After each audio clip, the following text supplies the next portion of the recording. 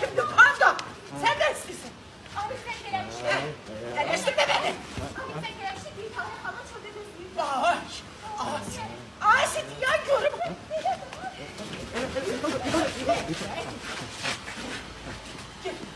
Gelmesin. Siz beni biabr eləmək istəyirsiniz. Bu da sənin sürprizin. Gelme Nezaket hala. Panda. Ben panda. Bak elimden kata çıkar. Yazık anonsa. Anons öyle şey. Anons. Ben bunu harasından tuttum hakkı. Harasından. Eleme. Gıdıkım geldi. Eleme gıdıkım geldi. Nezaket hala. Dur getir. Gıdıkım hala. Ay. Eleme Nezaket hala. Yekem.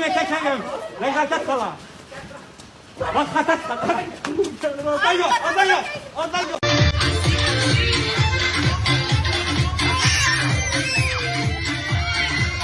Bravo.